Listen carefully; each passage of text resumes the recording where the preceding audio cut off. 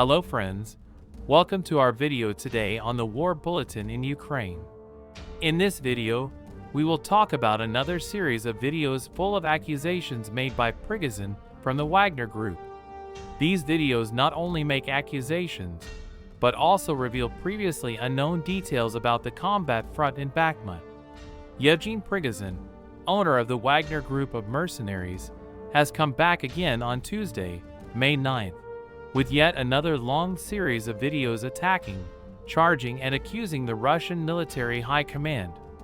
The first video was released early in the morning with Prigozhin making an ultimatum to the Kremlin, saying that his group had only received 10% of the promised ammunition, and that if he did not receive the rest by the end of the Victory Day parade in Moscow, he would release a video showing the real situation of Russian ammunition throughout the sector.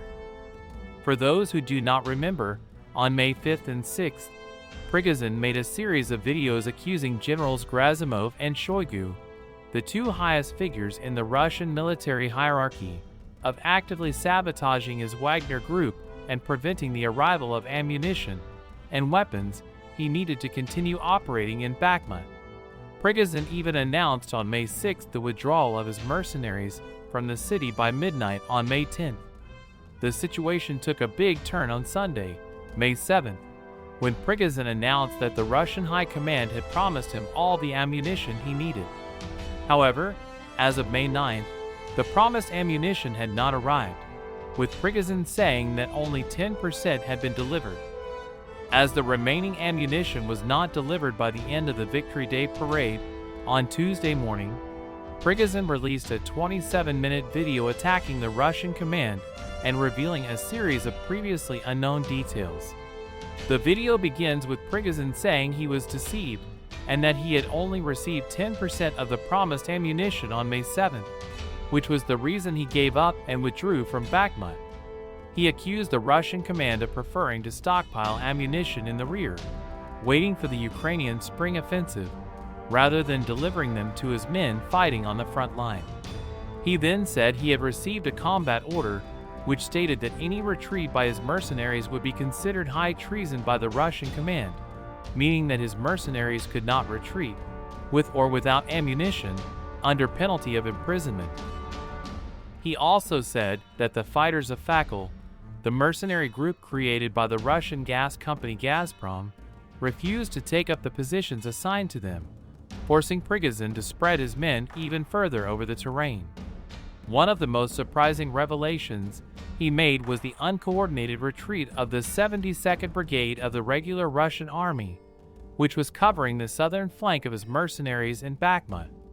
According to Prigozhin, the Russian soldiers simply fled, abandoning an area of more than 2.5 kilometers that had cost him 500 mercenaries to conquer. But Prigozhin doesn't stop there and continues to accuse the Russian command, saying that Russia does not have a Ministry of Defense, but rather a Ministry of Intrigue, and that the entire Russian military high command is dedicated to deceiving Vladimir Putin by showing him numbers, maps, and reports that do not correspond to the truth, trying to alleviate the degraded situation on the front line. Regarding the Ukrainian offensive, Prigozhin said that the Ukrainians are tearing apart the flanks of the Wagner Group and that the attack will be strong and centered on the positions that his mercenaries occupy. But despite everything, in the end, he says that he will not abandon Bakhmut because he said that if he does, he and his men will be arrested for high treason. All these serious accusations after that long series of videos published last weekend once again leave great doubts and questions in the air. How can a man like Prigozhin weave so many criticisms and make so many accusations against the Russian military high command and still not be arrested? In Russia, any small derogatory comment regarding the military can result in a prison sentence of up to 7 years, but Prigozhin, despite all his serious accusations and even threats, remains free. This reinforces the theory that everything is just theater, an attempt by Russia to show weakness to attract the Ukrainian offensive to Bakhmut. But if it's not theater, if everything Prigozhin says is really true, then the situation for Putin and his invasion is really bad.